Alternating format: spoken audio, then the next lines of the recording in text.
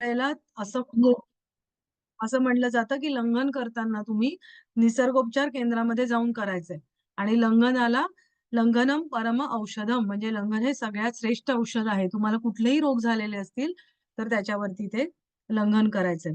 आता ते केल्यावरती काय होतं, आपण बघितलं, की निसर्गोपचार मध्ये रोग होतो म्हणजे काय होतं? मी काल सांगितलं निसर्गोपचारामध्ये रोग होतो म्हणजे काय होतं? रोगाला नावं नाहीयेत निसर्गोपचारामध्ये. की अमुक एक झालंय, हा डायबिटीज झालाय, हे झालंय, अशी नावं नाहीयेत. तर रोग होतो म्हणजे काय होतं, की तुमच्या शरीरामध्ये विजातीय पदार्थ म्हणजे काय टॉक्सिन्स किंवा म्हणजे काय, की नको असलेले पदार्थ म्हणजे आपण जे खातो, पितो, विचार करतो, आपल्या राहणीमानानुसार जे त्याच्यातून आवश्यक पदार्थ ते रक्तात मिसळतात. पण त्याच्यातून अनावश्यक पदार्थांची निर्मिती होते आणि ती शरीरांमधल्या पोकळ्या ज्या आहेत किंवा रक्तामध्ये ती साठून राहते. आणि मग ती साठली, की त्याच्यातून रोगाची निर्मिती होते. आता तुम्ही बघा एखादी अ, पिशवीमध्ये फळं आणून ठेवली. हं. आता फळं तर चांगली असतात ना, पण तुम्ही आणून पिशवी कोपऱ्यात ठेवली आणि ती तशीच राहिली 8 दिवस. तर काय होणार आहे मला सांगा बरं? तिला हलवलंच नाही. सडणार ना ती. त्याच्यात किडे होतील, सडेल ते. खायच्या लायकीचं नाही राहणार.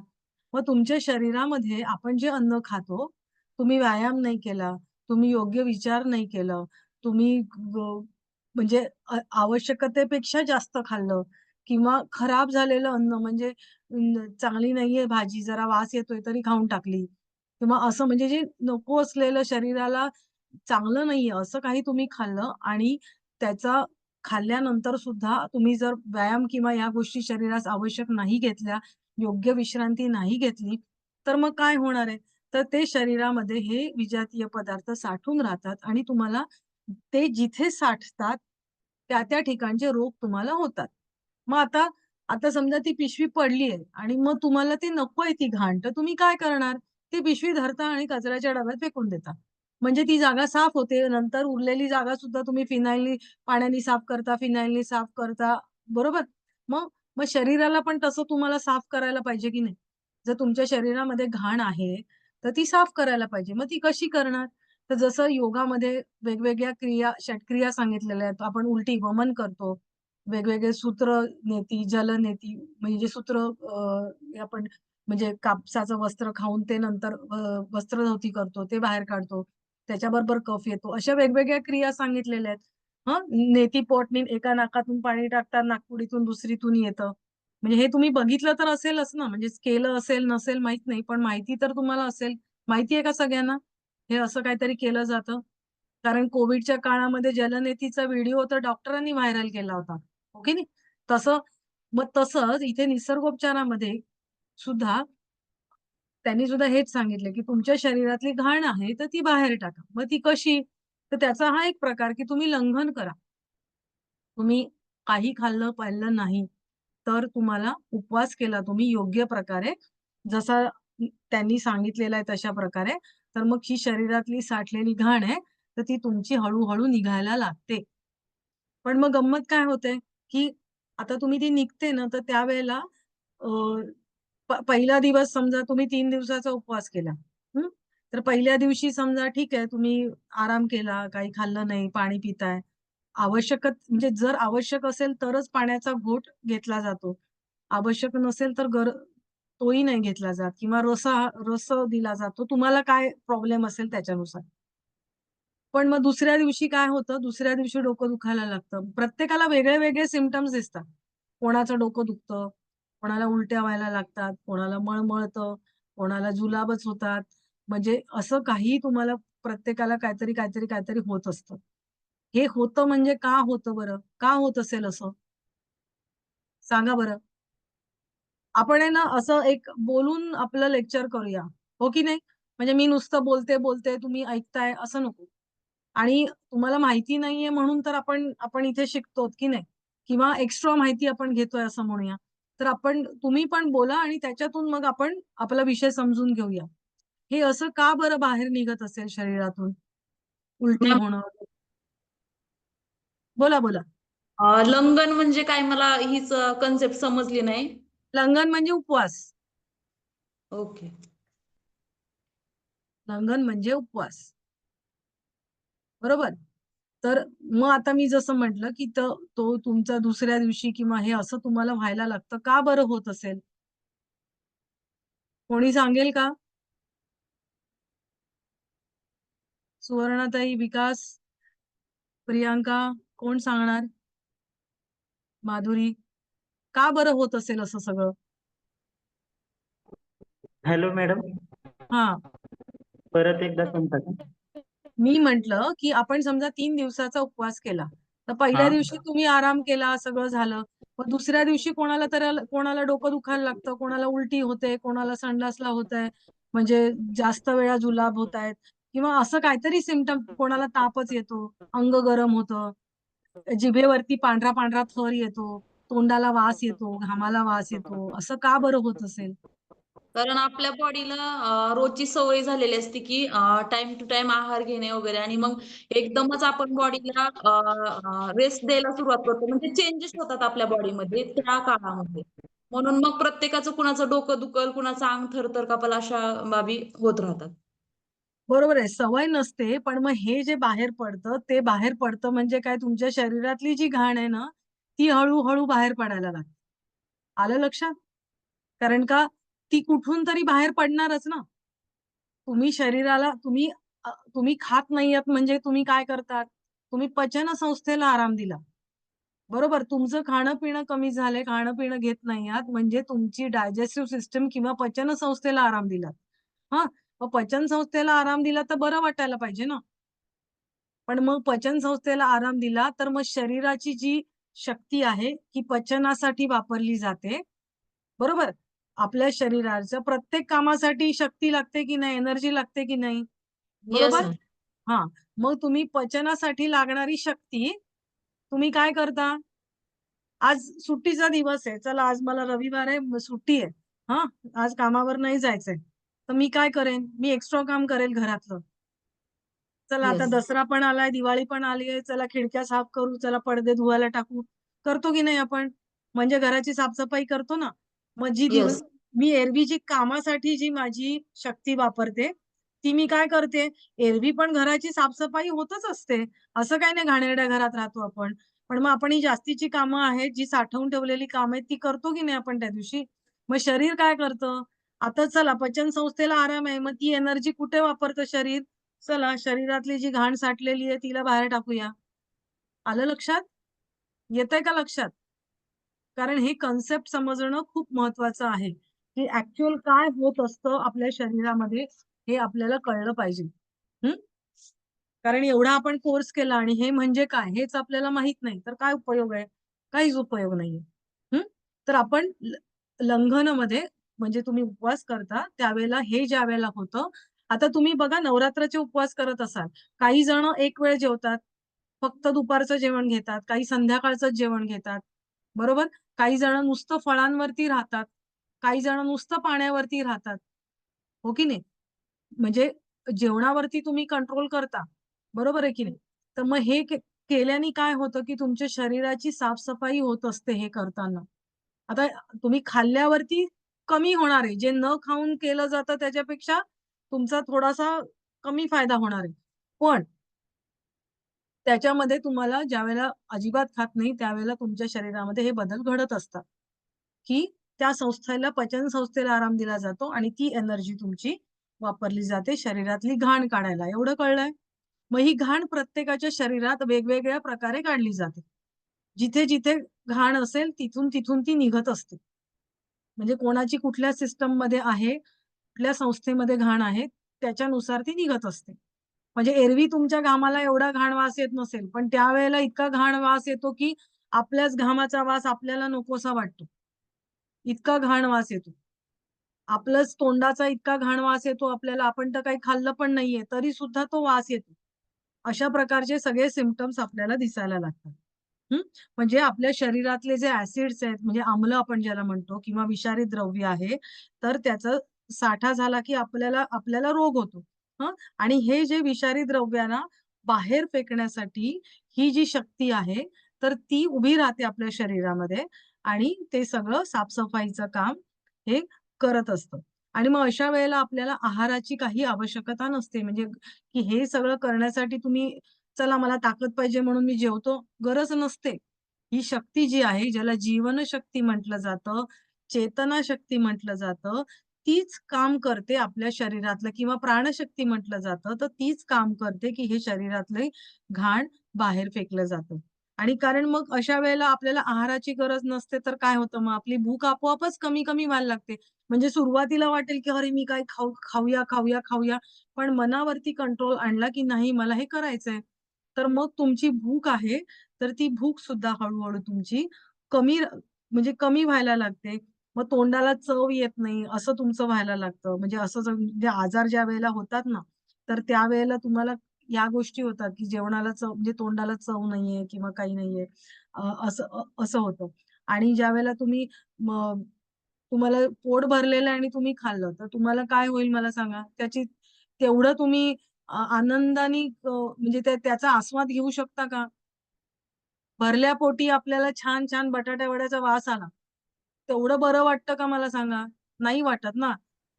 आणि जर जरा भुकेलं असेल, तर मग तो वास सुद्धा आपल्याला छान वाटायला लागतो, हो की नाही? अर्ध आणि पोट त्यामुळेच भरल्यासारखं होतं. हां, बरोबर आहे. हो की नाही? पण मग आपण भरल्या पोटी अजून खातो, तर आपली पचनाची एनर्जी आहे, पचनशक्तीला जास्त काम करायला लागतं एरवी आणि लंघन काळामध्ये आपण पचनशक्तीला आराम देतो. हे एवढा कन्सेप्ट सगळ्यांना कळलेला आहे. बरोबर? मॅडम जे पॉइंट असे म्हणजे मेन लिहावे लागते ते तुम्ही पॉइंट. तुम्ही तुम्ही ऐका. तुम्ही परीक्षेच्या दृष्टीने विचार करू नका. मी तुम्हाला पॉइंट्स देईन. तुम्ही तो हो, विचार सोडून द्या. तुम्ही आम्हाला पण त्यासाठी नंतर असं. तुम्हाला तुम्हाला दिलं जातं. सरांना विचारा, मी नेहमी देते. पण तुम्ही हे समजून घ्या. आज जर माधुरीताई तुम्हाला इथे उभं राहून समजावायला सांगितलं, तर तुम्हाला समजावता आलं पाहिजे ही माझी अपेक्षा आहे. हो, पण तरी पण म्हणजे मी आणखीन ह्यांचा लेक्चर अटेंड केलं, पण मला काहीच समजलं नाही. त्या मॅडम आल्या, बोलल्या आणि आम्ही हो, हो म्हणलं आणि गेलो. ह्याला काही अर्थ नाहीये. कारण हो, आपण मोठं झाल्यावरती आपण शाळेचं शिक्षण नाही घेत आहोत. हे आपल्याला काहीतरी नवीन शिकायचंय म्हणून आपण इथे आलेलो आहोत. तर ते व्यवस्थित तुम्ही समजून घ्या असं मला वाटतं. बरोबर? ओके. समजतो पण तरी पण एखादा चांगला जो पॉइंट म्हणजे नाही, लिहिण्याचा. तुम्हाला तुमचं हे प्रत्येक लेक्चर झालं किंवा काय तर मी माझ्या याच्यानुसार मी नोट्स पाठवत असते. नेहमीच पाठवते म्हणजे आतापर्यंत प्रत्येक वेळी नोट्स पाठवते. त्यामुळे तुम्ही त्याची काही काळजी करू नका. हं. आता ओके. उपवास किंवा लंघन म्हणजे काय, की काही काळापुरतं, ठराविक काळापुरतं आपण अन्न वर्ज्य करतो. एवढं तुम्हाला समजलेलं आहे. बरोबर? आणि याच्यामुळे काय होतं, की रक्ताची तुमची शुद्धी होते. हं. शरीरातले जे काही विषारी पदार्थ असतात किंवा विजातीय पदार्थ म्हटलं जातं, की त्याच्यामुळे काय होतं, की त्याच्यामुळे ते सगळे रक्तातून निघून जातात आणि ते रक्तातून निघून गेले, की मग आपोआपच तुमचं रक्त शुद्ध व्हायला लागतं. हं. बरोबर आहे की नाही हे कळलंय? कळलंय का?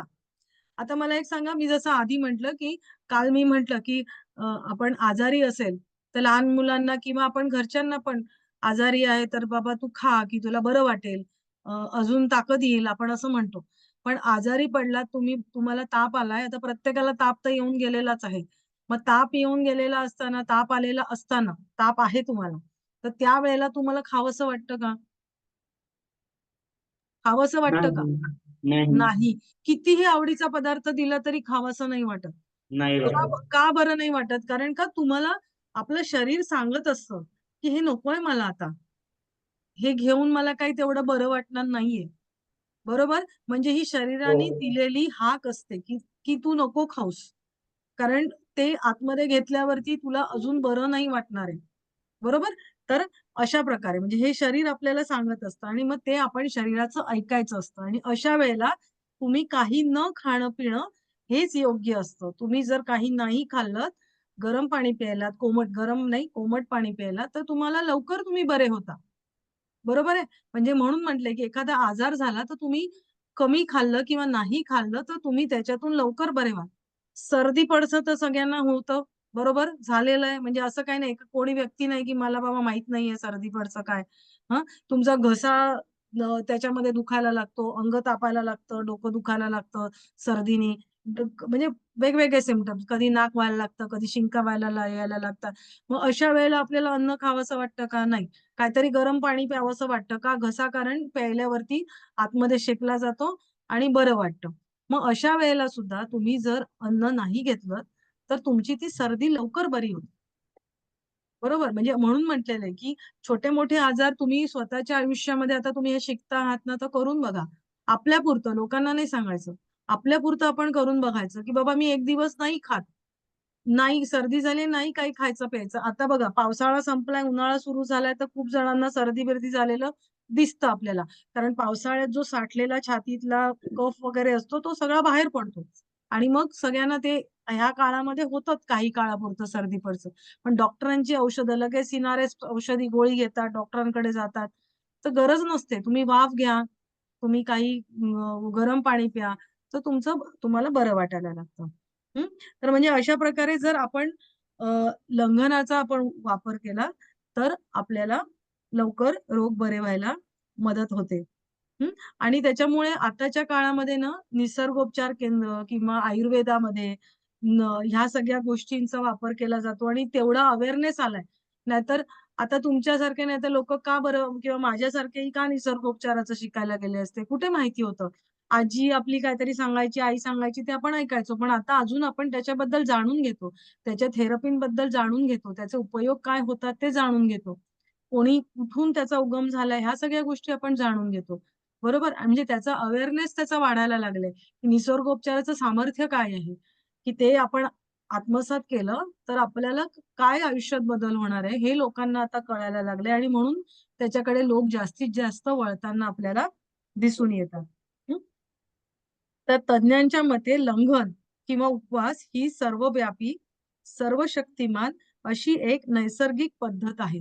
म्हणजे ही कशी पद्धत आहे? नॅचरल वे आहे. नैसर्गिक पद्धत आहे. त्याच्यामध्ये काही वस्तू तुम्ही वापरताय किंवा असं नाहीये, हो की नाही? निसर्गतः आज नॅचरली तुम्ही ती लंघनाची क्रिया तुम्ही करता. हं. रोग निवारणाचा तो एकमेव मूलभूत नियम आहे असं मानतात. म्हणजे रोगाचं निवारण करण्यासाठी मी जसं म्हटलं लंघनम परम औषधम असं म्हणलेलं आहे. आता मला सांगा हे उपवास करणं ही काही आत्ता झालेली निर्माण झालेली प्रक्रिया आहे का? किंवा चिकित्सा आहे का? लंघन चिकित्सा, प्रक्रिया नाही चिकित्सा. ही आत्ता ऐकायला आलेली चिकित्सा आहे का उपवास किंवा लंघन चिकित्सा सांगा बरं? नाही ना, पुरातन कालापासून उपवास केले जातात आहेत. बरोबर आहे की नाही? आपल्या इथे तर श्रावण हो. महिना आला तर झालं उपवासाला सुरुवातच होऊन जाते. बरोबर. हो, मग पूर्ण मला महिना. सांगा श्रावणामध्ये का बरं उपवास करत असतील जास्त? श्रावण, भाद्रपद, अश्विन म्हणजे तिथपर्यंत चालूच असतात उपवास. आषाढी एकादशी का बरं उपवास या काळामध्ये असतील जास्त? कारण तो कालावधी म्हणजे नैसर्गिकदृष्ट्या जर ही घेतला, तर ज्यावेळेस उपवास आपण श्रावणामध्ये करतात, म्हणजे असा प्रत्येकाचा आहार-विहार वेगळा-वेगळा आहे. तर म्हणजे इकडचं मला माहीत नाही, पण मी एक तुम्ही डायटिशियन कुठे राहता? मी केस बीडमध्येच आहे. पण श्रावण महिन्यामध्ये उपवास करतात असं म्हणतात, की तो जो पिरियड असतो, तर जास्त आहार वगैरे जर घेतला, तर पचन होत नाही. म्हणजे मग त्याच्यामुळे ते उपवास वगैरे मला सांगता येईना म्हणजे त्या हां. ह्याच्यामध्ये. आता श्रावण महिन्यामध्ये बरोबर आहे, पण का होत नाही पचन? तर श्रावण महिना का? तर श्रावण महिन्यामध्ये पाऊस पडत असतो. म्हणजे वातावरण काय असतं? पावसाळा असतो. बरोबर? हं. पावसाळ्यामध्ये दमटपणा असतो. आता आम्ही तर मुंबईत राहतो. मुंबईत तर घरात भिंतींना सुद्धा शेवाळं येतं माहिती? इतका पाऊस पडतो की घराच्या बाहेर निघता येत नाही. सगळीकडे ओलसर असतो. म्हणजे आता तुम्ही बघाल ना, तर आम्ही घरातल्या आमच्या साड्या-बिड्या हे प म ऊन आषाढातलं ऊन येतं की नाही, ज्याला लोखंडी ऊन म्हणतात किंवा पहाडी ऊन म्हणतात. मग पितृपंधरवड्यातलं. आता पितृपंधरवड्यात आता यावेळेला पाऊस होता. पण आता जे कडक ऊन पडतंय त्याच्यामध्ये आम्ही घरातल्या गाद्या-बिद्या वाळत घालतो. म्हणजे इतका ओलसरपणा, दमटपणा आलेला असतो.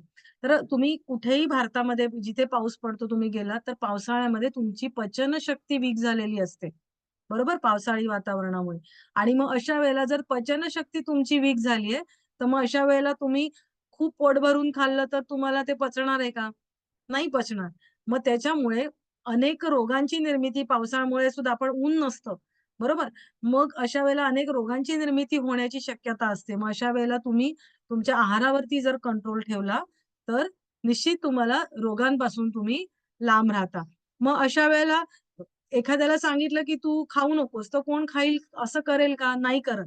मग त्याला थोडं धर्माचं अधिष्ठान आहे, की मग तुम्ही हे असं-असं पाळा. त्याच्यामध्ये पुराणामध्ये तर कथा आहेतच. पण म्हणजे किती हुशार होते आपले ऋषीमुनी, की त्यांना या गोष्टी सुद्धा माहिती होत्या आणि त्याला त्यांनी दोघांचा एकत्रितपणा आणि नुसतं शरीर नाही, मनाचा सुद्धा तुमचं त्यावेळेला शांतता मिळते. उपवास म्हणजे देवाच्या तुम्ही जवळ बसून राहणं, बरोबर? मग देवाच्या जवळ बसला तर मनःशांती आपोआप होते ना. आणि आपण म्हटलंय, की लंघन काळामध्ये तुम्ही शारीरिक कष्ट नाही करायचे, विश्रांती घ्यायची.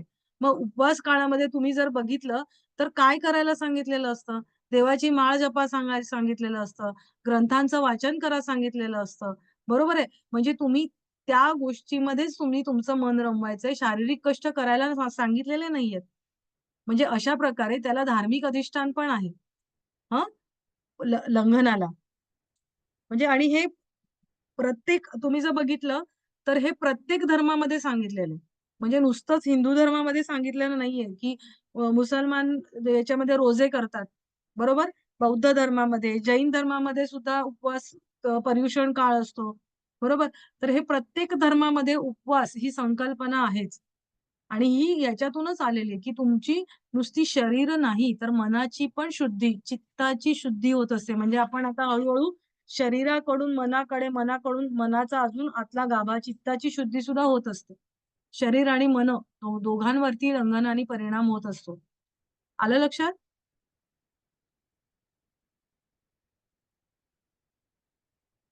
आपण म्हणजे धर्माच्या ह्याच्यामध्ये बघितलं आपण आयुर्वेदामध्ये पण सांगितलेलं आहे. म्हणजे आपण निसर्गोपचारामध्ये लंघन चिकित्सा म्हणतो तसंच आयुर्वेदामध्ये सुद्धा लंघन चिकित्सा सांगितलेली आहे. म्हणजे काही न खाता म्हणजे ते लंघन करण्याचे पण वेगवेगळे प्रकार आहेत. हं. काही न खाता-पिता पूर्ण उपवास करणं म्हणजे हे जरी आपल्याला वाटलं की सोपं आहे. काय 1 दिवस नाही खाल्लं, 2 दिवस नाही खाल्लं. पण तसं नसतं. ते ते खूप कठीण असतं. कारण का त्याच्यामध्ये मी जसं म्हटलं, की ह्या द्रव्यांचा निचरा होतो आणि मग ज्यावेळेला समजा 3 दिवसाचा उपवास केला, 7 दिवसाचा उपवास केला, मग त्याच्यानंतर तुम्हाला डायरेक्ट तुम्ही चला जेवूया आपण मस्तपैकी इतके दिवस नाही खाल्लंय, वरण-भात, भाजी-पोळी, आमटी, चला वडे-बिडे सगळं मस्त छान ताट रस्सा भरून खाल्लं, तर ते असं जेवण तुम्हाला नाही पचणार. कारण का, ती जी तुमची या लंघन काळामध्ये तुमचं शरीर स्वच्छ झालेलं असतं. आतून सगळी घाण निघून गेलेली असते आणि अशा वेळेला हे चमचमीत मसालेदार पदार्थ आतमधल्या आतड्यांचा दाह करतात. जळजळ व्हायला लागते. त्यांना सवय नाहीये, ते फार स्वच्छ झालेले आहेत. बरोबर? मग त्याच्यासाठी सुद्धा तो उपवास सोडताना सुद्धा तुम्हाला हळू उपवास सोडायचा असतो. म्हणजे आधी पाणी प्यायलं, मग लिंबू सरबत घेतलं, मग किंवा मोसंब्याचा रस घेतला, वेगवेगळ्या फळांचे आहार घेतले, मग हळू सूपच घेतलं. सूप म्हणजे आता भाज्या आल्या त्याच्यामध्ये, बरोबर? मग त्याच्यातही तिखट नसतं. मीठ कमी असतं, नसतंच. आधी रसांमध्ये तर मीठ-बीठ काहीच नाही. मग सूपमध्ये अगदी नावाला सैंधव टाकलं, नाही टाकलं असं असतं. मग खिचडी मुगाची सरसरीत खिचडी, की ज्याच्यात पाणी जास्त आहे. हं. दाल कम पानी ज्यादा असं. बरोबर सरसरीत एकदम आणि भरपूर तूप टाकलेली. मग त्याच्यानंतर हळू त्याच्यानंतर थोडीशी घट्ट, मग घट्ट म्हणजे मग नॉर्मल फूडकडे येता. मुगाच्या खिचडीकडून हळू 4, 5, 6, 7 दिवसांमध्ये तुम्ही नॉर्मल फूडकडे येता. म्हणजे जशी उपवास करण्याची पद्धत आहे, तशी उपवास सोडण्याची पण पद्धत आहे. म्हणजे उपवास केल्यानंतरचे पण लगेचच तुम्ही काही दिवस हा असा क्रम असतो त्याचा आणि हळू क्रमाक्रमाने त्याला शुद्धी आहार असं म्हटलं जातं. त्याला नाव असं शुद्धी आहार असं आहे, की मग ठराविक क्रमानेच तुम्हाला अ, अ, नॉर्मल जेवणवरती तुम्हाला यायचंय. हं. आणि मग ह्या काळामध्ये काय होतं, तुम्ही जे लंघनाची जी प्रक्रिया चालू असते, तर त्याच्यामध्ये काय होतं, आपण बघितलं की शरीरातली शुद्धी तर होते. त्याच्यानंतर बघितलं रक्ताची शुद्धी होते. बघितलं ना, रक्तातले वेगवेगळे नको असलेले पदार्थ, विषारी पदार्थ निघून जातात. आणखीन काय होतं, तर नवीन पेशींची निर्मिती होते. म्हणजे जुन्या पेशी ज्या आहेत त्या निघून जातायत, तर नवीन पेशींची निर्मिती होते. कुठेतरी डागडुजीचं काम केलं जातं. म्हणजे चला रिपेअरिंगचं काम पण केलं जातं. म्हणजे अशा प्रकारे सगळी कामं केली जातात आणि मग त्याच्यानंतर आपल्याला बरं वाटायला लागतं. आपण जे म्हणतो ना, मला जरा बरं वाटतंय. हं, तर हे बरं वाटायला लागतं. आता उपवास आता त्याचा अर्थ आता तुम्हाला थोडी संकल्पना कळलेली आहे. हं, तर आता उपवासाची व्याख्या किंवा त्याच्याबद्दल आपण अ, उ फोड करून बघूया. तुम्ही लिहून घ्या पाहिजे तर. उपवास म्हणजे काय? उप अधिक वास. हं, म्हणजे ही श्रेष्ठ शक्ती जी आहे तर ती जवळ असणं. हं, म्हणजे उपवास. तर याच्यामध्ये आपण जे म्हणतो ते भगवंताच्या जसं मी म्हटलं धार्मिक अधिष्ठान आहे. तर भगवंताच्या चिंतनामध्ये उपवास करताना तुम्ही त्याच्या चिंतनामध्ये सतत त्याच्यामध्ये मनन त्याच्यामध्ये तुम्ही भगवंताचं केलं पाहिजे. हं.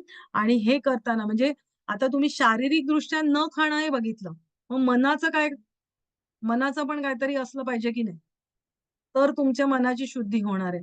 मग आपण आपल्या घरात आजूबाजूला जे काही घडतं आहे, त्याच्यापासून थोडंसं मनाला अलिप्त करून आपण मनाला देवाकडे वळवायचंय, भगवंताकडे वळवायचंय. त्याच्या चिंतनामध्ये रमवायचंय. आपोआपच आपण आपल्या मनामध्ये जे असंख्य विचार चालू असतात, त्यांना थोडीशी विश्रांती देतो आपण. थोडं स्ट्रेस कमी होणार की नाही? स्ट्रेस केव्हा वाढतो? कामाचा बोजा जास्त असेल. बोजा जास्त आहे म्हणजे काय? कामाचेच विचार करतात तुम्ही. हे होईल की नाही? असं होईल की नाही? तो मला पैसे देईल की नाही? नाहीतर माझं कर्ज होईल का? हे होईल का? ते होईल का? आपण तेच विचार करतो. आणि मग उपवास काळात काय करायचंय? थोडंसं जे काही तुमचं नॉर्मल वर्क आहे, प्रत्येकाचं वेगळं-वेगळं काम आहे, त्याच्यापासून थोडंसं स्वतःला बाजूला करून देवाच्या ठिकाणी मन रमवायचंय. आपोआप त्या विचारांपासून आपण वेगळे होतो आणि तुमचं मन आहे, मनावरचा स्ट्रेस तुमचा कमी होतो. आलं लक्षात? आणि मग ओके. आता उपवासाबद्दल मी अनेक व्याख्या आहेत त्या दिलेल्या मी त्या सांगते तुम्हाला. हं. अ, अन्नमार्ग, पचन संस्था, उत्सर्जन संस्था यांना विश्रांती देणे म्हणजे निरोगी आरोग्यासाठी उपवास होय. कुठल्या-कुठल्या संस्थांना पचन संस्था, उत्सर्जन संस्था वगैरे यांना तुम्ही आराम देणं म्हणजे उपवास असं काही पुस्तकांमध्ये त्याच्याबद्दलचं लिहिलेलं आपल्याला आढळून येतं. अजून काय? तर सर्व इंद्रियांचा उपवास म्हणजे न खाणे, न पिणे, न उपभोगणे म्हणजेच उपवास होय. म्हणजे सर्व इंद्रिय म्हणजे त्यांनी असं म्हटलंय, की मनाच्या पुढे जाऊन आता ह्या प्रत्येकाने वेगवेगळ्या संकल्पना त्याच्यामध्ये मांडलेल्या आहेत. मी जसं म्हणलं, की नुसतं शरीराची शुद्धी नाही, इथे मनाची शुद्धी पण होते. मग मनाची किंवा चित्ताची शुद्धी केव्हा होते? तुम्हाला प्रत्याहार ही संकल्पना माहिती योगातली? योगाचा अभ्यास केलात तुम्ही? योगाचा अभ्यास केलाय का? हो का नाही? नाही मॅडम, नाही. ओके. म्हणजे कोणालाच माहीत नाहीये? ठीक नाही. आहे, ठीक आहे. योगामध्ये प्रत्याहार ही संकल्पना आहे. प्रत्याहार म्हणजे काय? आहार म्हणजे काय? आहार म्हणजे काय? आहार म्हणजे काय? हा शब्द तर माहिती आहे तुम्हाला. हो. हो. म्हणजे काय? आहार म्हणजे खाणे. हां. खाणं जेवण म्हणजे काय? करताना आपण त्याला आहारच म्हणतो. आहार म्हणतो. जेवण बरोबर. करायला तर हां. हां. आहार म्हणजे आत घेणे. आहार्य गोष्टी म्हणजे आत घेण्याच्या गोष्टी. आहार्य गोष्टी म्हणजे काय? आत घेण्याच्या गोष्टी. त्याला आहार.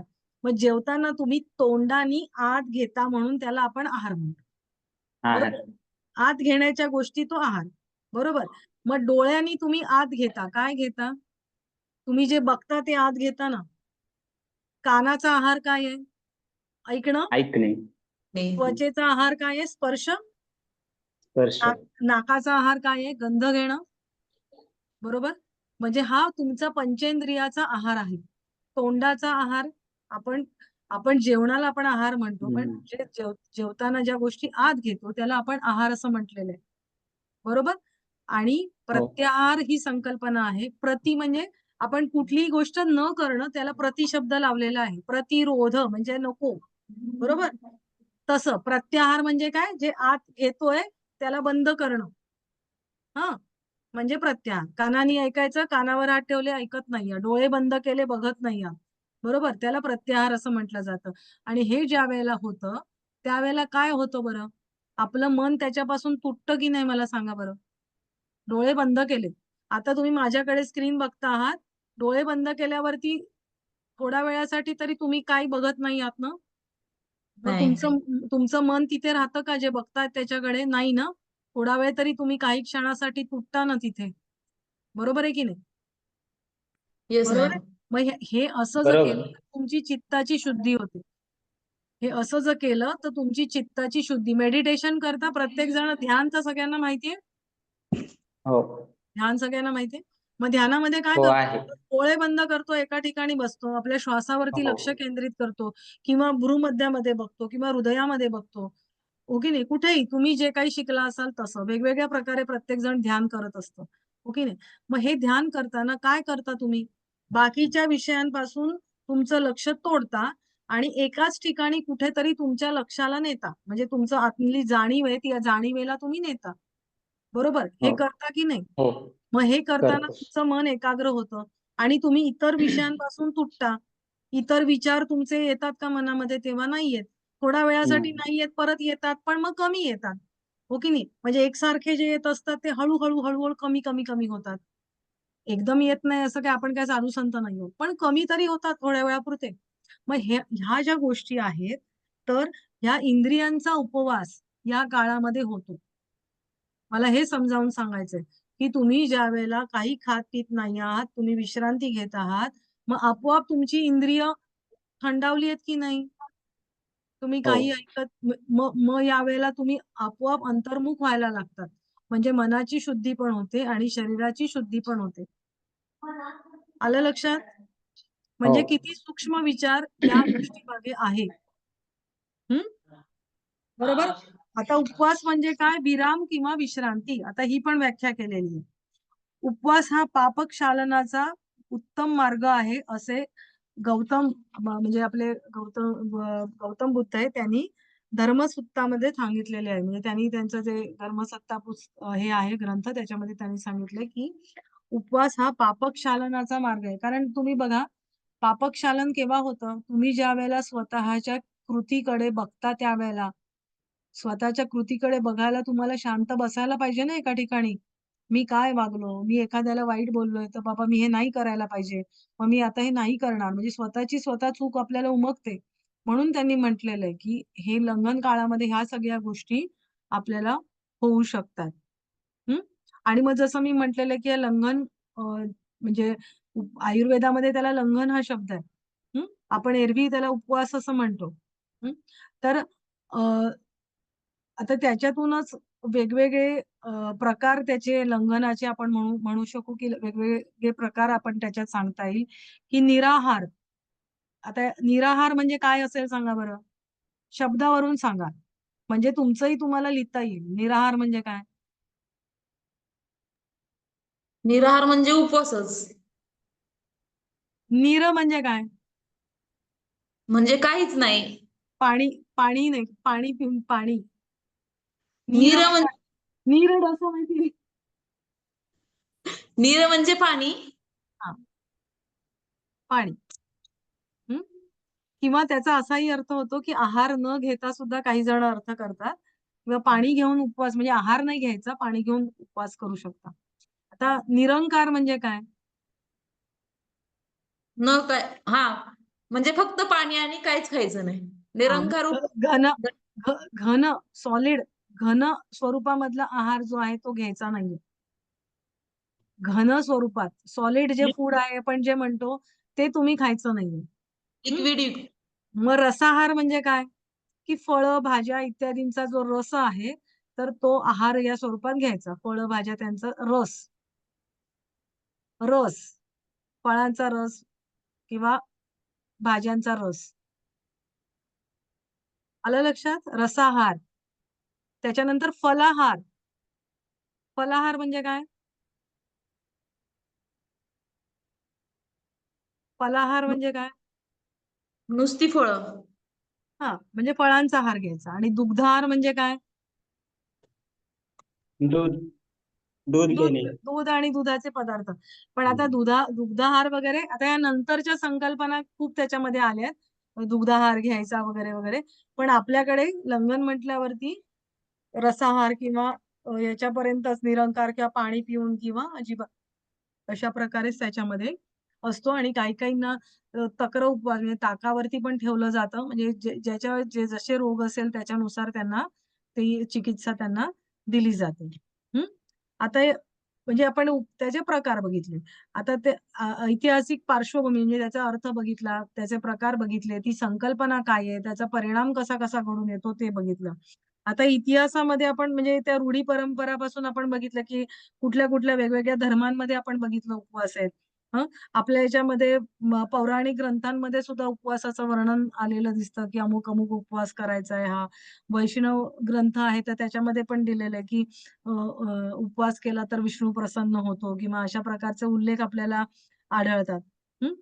भारतीय संस्कृतीमध्ये अ, दक्षिणायन म्हणजे आता जे सुरू झालंय ना दक्षिणायन. दक्षिणायन म्हणजे काय? उत्तरायण आणि दक्षिणायन माहितीये? ना मग ना सूर्य सूर्य जो आहे तो म्हणजे पृथ्वी कललेली असते. आता म्हणताना आपण सूर्य उत्तरेला सरकतो असं म्हणतो, पण सूर्य आहे तिथेच आहे. पण पृथ्वीची जी काय म्हणूया भौगोलिक स्थिती म्हणजे रचना अशी होते, की आपल्याला सूर्याचं ऊन जे आता तुम्ही जर खिडकीतून बघितलं, रोजचं येणारं सूर्याचं ऊन हं, या खिडकीतून थोडंसं वेगळ्या दिशेने येतं, दक्षिणेकडून येतं. दक्षिण साइडनी येतं आणि जानेवारीपासून मकर संक्रांतीनंतर ते थोडंसं उत्तरेकडे सूर्य आपल्याला दिसतो. म्हणजे सूर्याची दिशा आपल्याला बदललेली दिसते थोडीशी. उत्तरेकडे आणि दक्षिणेकडे. तर त्याचा तो कालावधी असतो. हं. तर त्याला म्हणजे सूर्य सरकत नाही, पण आपल्याला पृथ्वीची काय म्हणूया रचना अशी होते, की त्यामुळे आपल्याला ही भौगोलिक स्थिती अशी निर्माण होते. हं. तर दक्षिणायनामध्ये वर्षा, शरद आणि हेमंत जसे मी पावसाळ्याचे जे ऋतू म्हटले, वर्षा ऋतू पावसाळ्यामध्ये वर्षा ऋतू असतो, बरोबर? तर वर्षा, शरद आणि हेमंत हे जे ऋतू आहेत, तर या तीनही ऋतूमध्ये आपण बघतो, की सणावारांचं प्रमाण जास्त आहे. आहे ना? अगदी नागपंचमी म्हणा, काही म्हणा, सगळे बरेचसे सण आपले या काळामध्ये येतात आणि याच्यामध्ये पावसाळा असतो, रोगराईचं प्रमाण जास्त असतं आणि म्हणून हे विविध उपवास सांगितले असतात. तर ते आपण हे सगळं समजून घेतलेलं आहे. हं. आणि अ, हे जे उपवास आहेत आपण जर बघितलं, कुठल्याही गोष्टीला धार्मिक अधिष्ठान असेल, तर त्याचा अजून चांगला प्रभाव आपल्याला दिसून येतो. म्हणजे की काही संत पुरुषांनी सांगितलं असेल किंवा आपण की ही आराधना करा, ही उपासना करा, की अजून आपल्याला त्याचं तेज आपण जे म्हणतो ना, त्या उपवासाचं आपल्याला मिळतं. कारण त्याचा परिणाम हा मनावरती जास्त घडून आलेला असतो. हं. आयुर्वेदामध्ये आरोग्याच्या दृष्टीने आपल्याला सांगितलेलं आहे. हं. आता आयुर्वेदामध्ये लंघन का सांगितलेलं आहे, की या काळा म्हणजे जे वात, पित्त, कफ हे तुम्ही ऐकलेलं आहे वात, पित्त, कफ या संकल्पना माहिती आहे, तर यांना त्रिदोष म्हटलेलं आहे. दोष म्हणजे वाईट या अर्थाने नाहीये. हे तीनही गोष्टी आपल्या शरीरामध्ये समप्रमाणात असतील, तर तुम्हाला रोग होत नाही. पण असे फारच थोड्यांमध्ये असतात.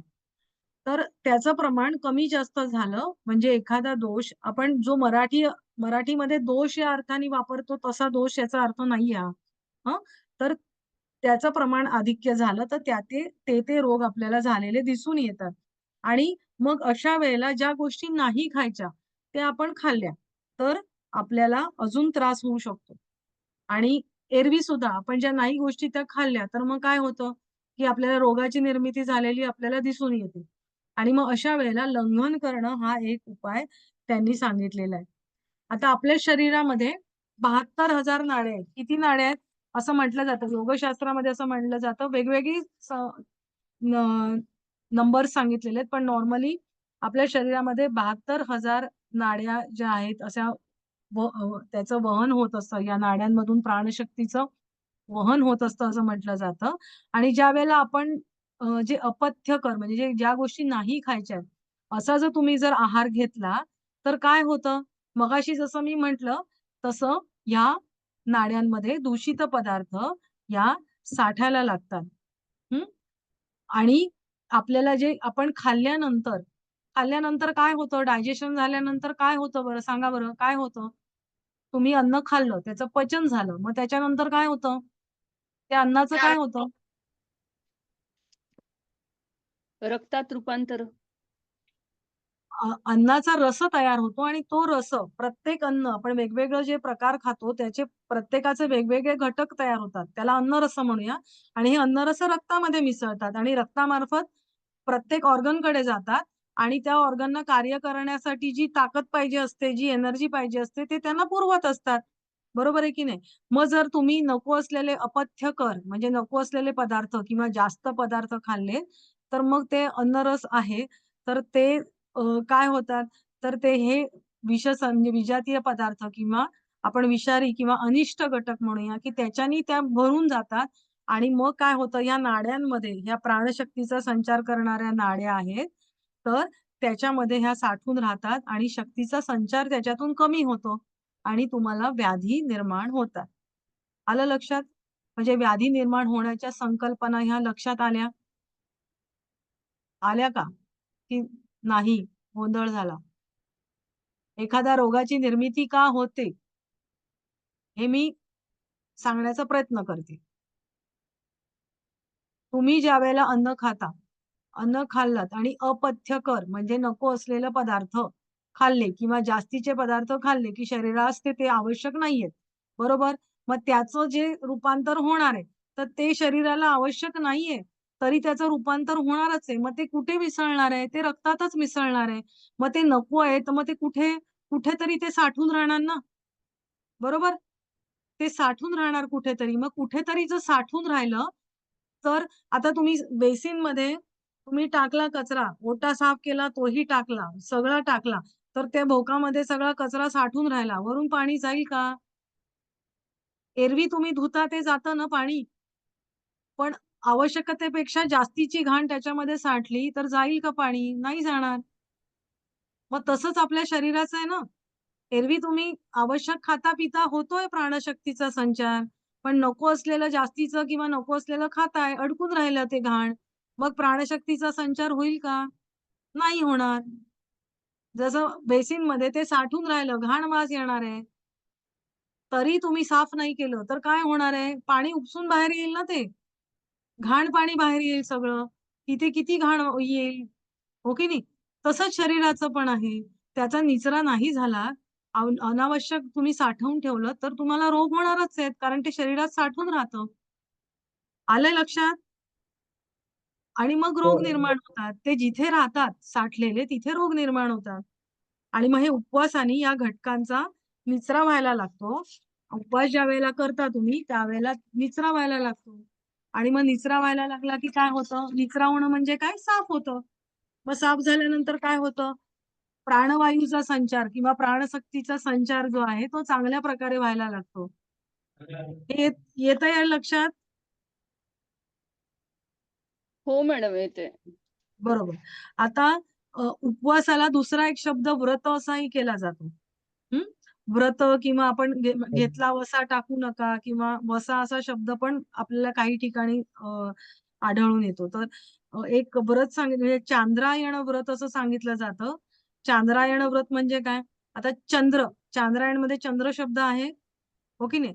तर चंद्र कसा रोज रोज थोडा-थोडा वाढताना दिसतो आणि नंतर पौर्णिमेनंतर परत तो छोटा-छोटा रोज थोडा-थोडा कमी होत जातो. बरोबर आहे की नाही? म्हणजे चंद्राच्या कला कशा हो, वाढत हो. जातात आणि मग नंतर 15 दिवसांनी पुन्हा कमी होतात. तसंच हा आपण उपवास करायचा आहे. म्हणजे कसं, की या प्रकारामध्ये आपल्याला म्हणजे शरीराला एक सवय आपण लावून घेतो, की एक-एक घास तुम्ही वाढवत नेता. पौर्णिमेला 15 घास खाता. मग पौर्णिमेनंतर परत 15चे 14, 14चे 13 करत तुम्ही खाली येता. म्हणजे आयुष्यामध्ये तुम्हाला जर कमी खाण्याची किंवा न खाण्याची वेळ आली, तर तुम्ही तुमच्यावरती, तुमच्या मनावरती तुमचा कंट्रोल घेतो आणि तुम्हाला कुठलाही मनाला तुम्हाला त्रास होत नाही अजिबात. म्हणजे शरीराला तापवणं, तपश्चर्या आपण जो शब्द वापरतो ना, तपश्चर्यामध्ये तपस हा शब्द आहे. म्हणजे तापवणं. आता हे करतो आपण, ती तपश्चर्या झाली की नाही? शरीराला आपण एक वळण देतोय, की नाही बाबा तू नाही खायचंय, तू एवढंच खायचंय. तुला आज एकच घास मिळणार आहे. उद्या तुला 2च घास मिळणार आहे.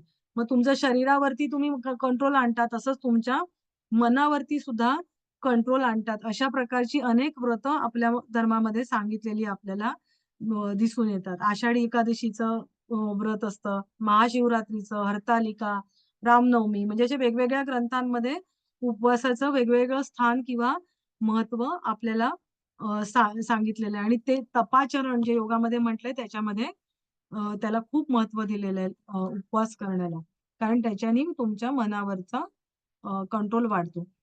आता हा लंघनाचा काळ म्हणजे तुम्हाला हे प्रकार वेगवेगळे धर्मामध्ये काय सांगितलंय, वेगवेगळ्या धर्मामध्ये किंवा ते तुम्हाला सगळं आता कळलं. तर लंघनाचा काळ किती असला पाहिजे? हं. म्हणजे मगाशी मी थोडा उल्लेख केला, पण आता आपण एखाद्या हेडिंग खाली त्या ठराविक गोष्टी आपण समजून घेतो. तर लंघनाचा काळ किती असला पाहिजे? तर एखाद्याला आपण आपण सध्या निसर्गोपचारामध्ये आपण हे शिकतोय, बरोबर? तर कोण येणार तर केव्हा येणार? एखाद्याला व्याधी झाली असेल तरच तो येणार ना निसर्गोपचार केंद्रामध्ये, हो की नाही? तर त्या व्यक्तीला काय व्याधी आहे, काय रोग झालाय, त्याचं स्वरूप काय आहे, म्हणजे कमी प्रमाणात आहे, जास्त प्रमाणात आहे, तीव्र आहे, त्याच्यानुसार त्या व्यक्तीचं वय काय आहे, बरोबर? मग त्याला हा एकच व्याधी आहे का त्याला अजूनही काही कॉम्बिनेशनमध्ये आलेली आहेत बरोबर? हं. त्याची शरीराची क्षमता किती आहे? म्हणजे तो सोसवू शकतो का त्याला? हं. मग त्याला आधी काही तो औषधं घेतोय का? किंवा ह्या सगळ्या गोष्टींचा विचार त्याच्यासाठी केलेला असतो आणि म्हणून म्हटलं जातं, की लंघन करताना हे घरी आपण आता शिकलो, चला आपण करूया असं नाही. तुम्ही निसर्गोपचार केंद्रामध्ये जाऊन एकदा तरी तुम्ही तिथे जाऊन त्यांच्या अंडर तुम्ही करून बघायचंय, तर तुम्हाला ते कळतं. स्वतःहून तुम्ही विचार करून नाही कारण हे जे मी आधी जे सांगितलं, की एखाद्याला ताप येतो, उलटी, जुलाब, बीपी डाऊन होऊ शकतं. तर हे सगळं जे होतं ना, त्याला उभांड असं म्हटलं जातं. म्हणजे ही शरीराने दाखवलेले हे, की तुम्ही करतात तर घाण फेकले जाते, त्याला उभांड म्हटलं जातं आणि ती सोसवत नाही. मग त्यावेळेला पटकन डोकं दुखतंय तर माणूस काहीतरी घेऊन टाकेल गोळ्या-बिळ्या. मग त्याचे विपरीत परिणाम होऊ शकतात. तर तेव्हा काय करायचं हे ते ठरवतात तिथे. ते काळजी घेतात. मग थांबवायचा का उपवास याचे निर्णय ते घेतात. बरोबर? त्यामुळे तिथे जाऊन तुम्ही घ्यायचं. म्हणजे हा सगळ्याचा विचार याच्यामध्ये केलेला असतो आणि म्हणून तज्ञ मार्गदर्शन आवश्यक असतं. हं. आपली वेळ आहे ना अजून? आहे, आहे. Okay, okay. कारण असं जर नाही केलं आणि तुम्ही मनाने केलं, तर म्हणजे एखाद्याच्या जीवाला धोका असण्याचा संभव असतो. बरोबर? म्हणजे व्याधी काय आहे, त्याची औषधं काय चालू आहे, त्याचं वय काय आहे, त्याची शारीरिक क्षमता काय आहे, ह्या सगळ्याचा विचार त्याच्यामध्ये केलेला पाहिजे. तज्ञ मार्गदर्शक पाहिजे, नाहीतर धोका होऊ शकतो. आता सुरुवातीला कसं आहे, की सुरुवातीला 1-2 दिवसाचं लंघन तुम्ही करू शकता आणि मग लंघनाची सुरुवात केल्यावरती तुमच्या शरीरावरती काय ताण पडतोय का किंवा काय हे सगळं बघितलं जातं आणि मग त्याच्यानंतर हे टाकाऊ पदार्थ किंवा ते शरीराबाहेर फेकले जातात. मगाशी मी हे सगळं सांगितलं आणि मग त्याच्यानंतर परत जितक्या दिवसाचा उपवास आहे तो झाल्यानंतर मग लंघनाच्या नंतर तुमचं जे काही म्हणजे प्रकृती आहे त्याच्यानुसार तुमच्या आहाराकडे शुद्धी आहार घेऊन तुम्हाला परत नॉर्मल वरती आणलं जातं. म्हणजे ही अशी लंघनाची पद्धत आहे. हं. आता लंघनाचे प्रकार पण आपण बघितले, की फळांचा निराहार काय आहे किंवा काय ते सगळे प्रकार आपण बघितले. आता उपवास चिकित्सेचे शरीराच्या अंतर्गत होणारे फायदे कोणते आहेत? तर पचन संस्था, उत्सर्जन संस्था, मूत्रपिंड इत्यादींच्या अनेक व्याधींवरती हे अतिशय लाभदायक आहे. पचन संस्था, उत्सर्जन संस्था, मूत्रपिंड इत्यादी अनेक व्याधींवरती इत्यादींच्या अनेक व्याधींवर हे आहे. त्याच्यानंतर त्वचा रोगांवरती अतिशय प्रभावी आहे. म्हणजे सगळे स्किन डिसीज वरती बऱ्याच स्किन डिसीज वरती तुम्ही लंघन केलं तर ते उपचारक ठरतं. लंघन काळामध्ये सुरुवातीला शरीरातील चरबीच्या रूपाने जो ऊर्जेचा साठा असतो, आता ह्याच्यामध्ये होतं काय, की तुम्हाला आपण म्हणतो मी काही खात नाहीये, मग तरी मला एनर्जी कुठून येणार? बरोबर? तुम्ही खात नाही आहात. तुम्हाला प्रत्येक क्षणी एनर्जी तर लागते. मग ती कुठून येते? तर शरीर काय करतं, की तुम्ही बघा उपवास केल्यानंतर वजन थोडं कमी होतं. मग ते कसं कमी होतं? तर तुम्ही आहार नाही घेतला आहात, पण मग तुमच्या शरीरातले चरबी, फॅट जे आहे आपलं तर त्या चरबीच्या स्वरूपात जो फॅट असतं म्हणजे ते ते आहे ना, तर ते विरघळवून म्हणजे त्याच्यातून तुमची एनर्जी, ऊर्जेचा साठा चरबीच्या रूपाने जो असतो, तर त्याच्यातून तो घेतला जातो आणि त्याचा वापर जे आहे ते आपलं शरीर हे करत असतं. त्यामुळे शरीरास प्रथिनं, स्निग्ध पदार्थ व इतर आवश्यक घटक मिळवण्यासाठी शरीर आपल्याच साठवलेल्या पेशीचा आहार म्हणून त्याचा उपयोग करतो. हं.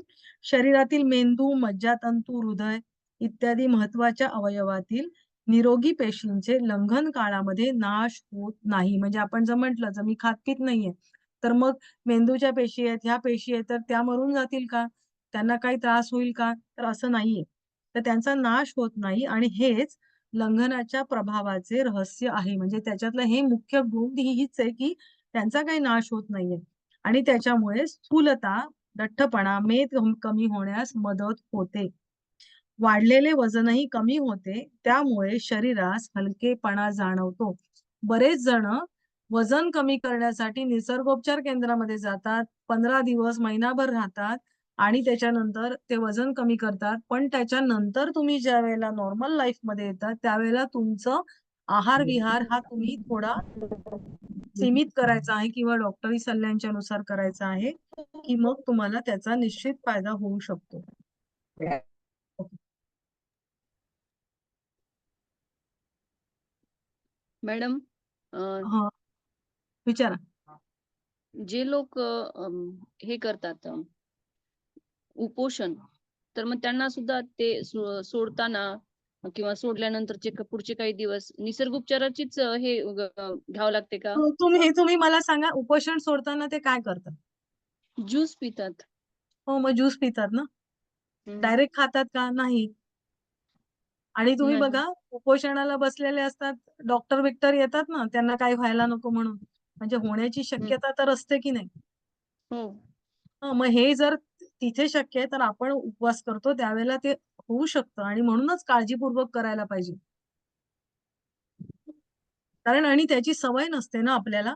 तुम्ही बघा उपवास करणाऱ्या व्यक्तींना, ते उपवास करतात त्यांना ती सवय होते हळू शरीराला. मनावरचा कंट्रोल त्यांचा वाढलेला असतो, की आज मी खाणार नाहीये. आणि जे कधी नव्हे ते उपवास करतात ते अर्धा दिवस झाला की नाही आणि जरा जेवणाची वेळ झाली, जाऊ दे आता मी नाही करत उपवास, बघू नंतर केव्हातरी. कारण मनावरचा कंट्रोल नसतो त्यांचा. तो हळू यायला लागतो. म्हणजे लंघन हे नुसतं शरीरावर नाही, तर हे मनावरती सुद्धा खूप परिणाम घडवून आणत असतं. ठीक आहे, आपलं आता याचे फायदे आणि हे राहिलेलं आहे. तर आपण हे नंतर करूया, कारण आता मला वाटतं पुढचं लेक्चर सुरुवात होते. थांबूया इथे आपण. कारण अर्धवट होईल. पण ही संकल्पना तुम्हाला समजली आहे ना सगळ्यांना?